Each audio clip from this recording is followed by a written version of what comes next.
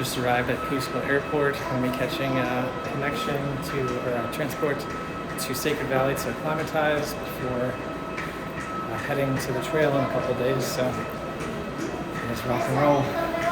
Hello, my name is Trevor Carlson, and I am hiking the Ausangate Trek in the Peruvian Andes with Embark. Holy fucking shit. We headed outside Cusco to the Sacred Valley, and the views right from the get-go were absolutely stunning, especially the one with Carrie and Tad standing on this hand. The Urubamba River, it's a sacred river for us. It's a river that we've been using not for fishing, but for the religion in the Andes. It has a proper connotation, religious connotation. We had an absolutely amazing meal at an old Spanish villa from colonial times that set the trip off just right. In the first night of acclimatization at the Sacred Valley, we stayed in these awesome glamping tents at Las Culcas. For day one of acclimatizing in the valley, we headed out from Ollantaytambo. We're going to visit Manuel Choque. Manuel always does different things there, so I don't know exactly what we're going to do with him, because he always has surprises for people. But for sure, we will see a lot of potatoes. That's something for sure.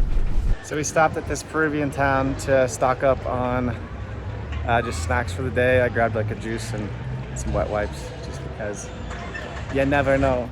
Our first stop is with Manuel. He is a fourth generation farmer from Huetata. He collects ancestral varieties of native potatoes, studying the products from Inca and pre-Inca cultures. Cheers. And when you smell it, it's like fruits, like red fruits, right? Like blueberries, like strawberries. Wow. I can't believe this is made from potatoes. It's not okay. These are super chips because they are fried in very low temperature. Yes. By to preserve. So the whole point of this day was to connect culturally with these really cool, vibrant communities, but also to just continue to let our bodies get used to this high elevation. We had this beautiful visit at this village with these ladies who are super kind and caring. They shared with us their traditions of how they use llama and alpaca wool to make goods for the local community, which was pretty amazing.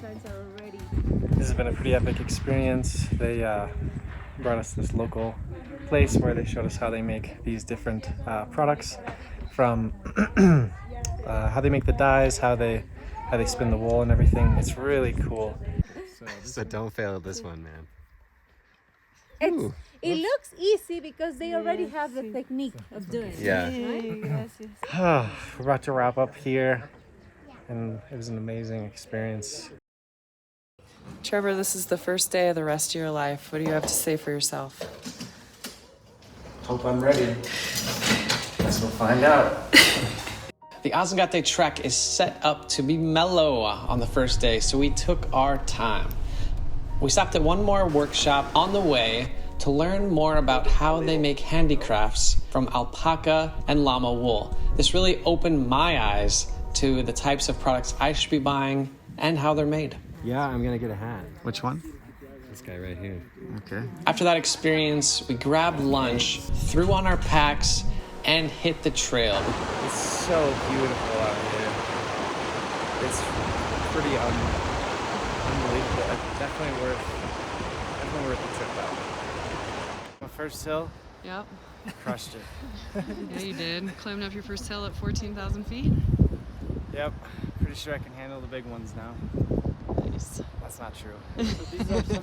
We crossed a river and worked our way up this huge valley, starting at around 14,000 feet. Beautiful out here. It's not fair. It's epic, man.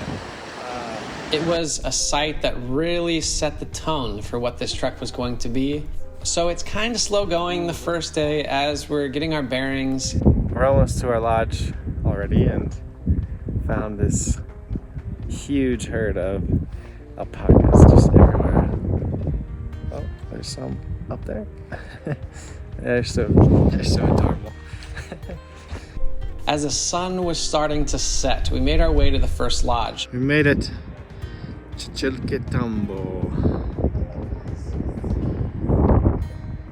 A lodge for the night is here. just came over there. Very long, flat hike. They had the hot fire blazing in the wood stove and a meal ready for us shortly after. Wrapping up night one. Today was not that bad. It was, getting used to the altitude, getting used to all this stuff. Man, I think you'd really like it, to be honest, and I think you should really consider coming. Views are beautiful, food's really good. Everyone's super friendly, and there's wildlife around. They do a really good job of keeping the place clean. They care a lot about the land. They pick up trash. They care a lot about conservation. Yeah, I feel like a lot of Peruvian folks here are doing it right. Oh, I'm awake. They tried to warn you that at 2 a.m, you wake up out of breath and you feel like you can't breathe because your brain or your body tries to adjust back to your normal altitude. And yeah, definitely happens. You wake up, you're like, because you feel like you're not getting enough oxygen, but it goes away. Pretty interesting experience though. And then they wake you up by singing to you in the morning. So I'm not sure what kind of wake up call you like, but that's the one you're getting. Oh man. The dryness up here though is I think that's getting to me more than the altitude. It's very dry up here. I have a cough from the dryness, and have a bloody nose, so yeah. Trek's beautiful, it's a lot of fun, but there are other things that happen along the way. The beginning of the day was pretty chill overall, kind of like the first day, with more alpacas. Oh, hello. Our crew who was staffing the lodge is from the local community, and they're going to be hiking with us from lodge to lodge. They leave the lodge after us, carrying a lot of goods, and they hike way faster than us. Really a humbling experience. Today's gonna be a longer day. How much longer is it gonna be? Wonderfully longer. Wonderfully longer? It's gonna, I think, so yesterday we did 2.3 miles, and today we'll do more like 6. So Yeah. it'll be good. We're gonna lose anyone on the way? I hope not. That's But good. if I gotta take one for the team, I'll do it. Okay. I think we're all okay with that sacrifice. I was absolutely destroyed when we got to the end of the day.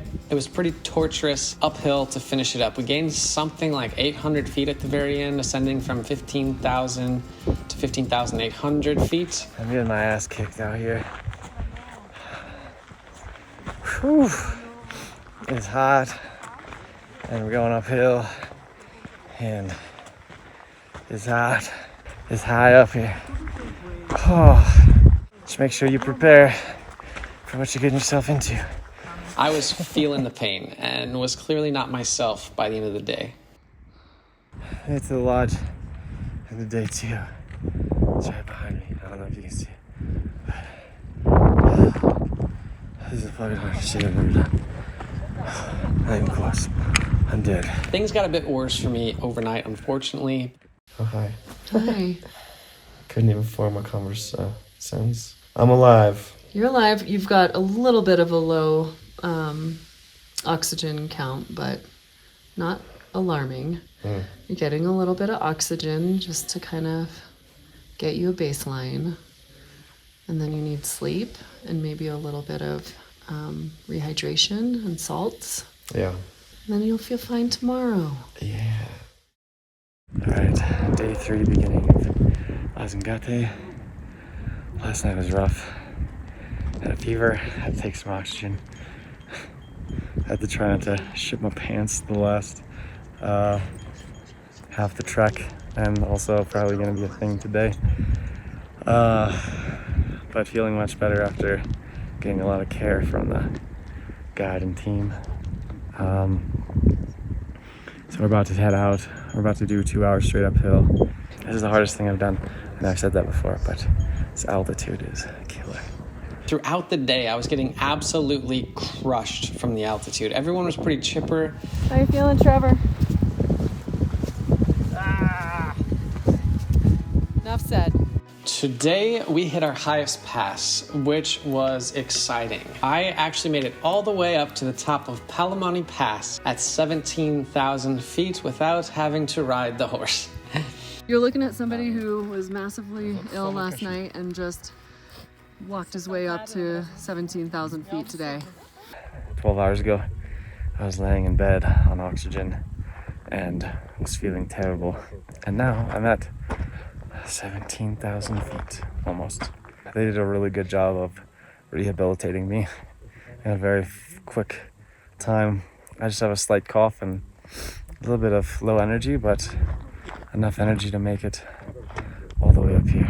The guide recommended I actually take the horse ambulance for the remainder of the day because I was slowing down pretty bad and feeling pretty rough. I was very excited to see our lunch tent afterwards. The minute we entered our cozy tent, we were hit with rain and wind. I hope we're gonna be okay. At least for now, we're undercover. We have hot drinks. Let's see how it shapes up. The sun probably will pass after the lunch. I hope. Nice. Seeing that lodge come into view at the end of the day, tucked into the mountains, made some of my altitude sickness just disappear. You check for the third lodge, okay? Yeah. Okay. One lodge more. If you say so. Yeah. Alright, so arrived at the third lodge.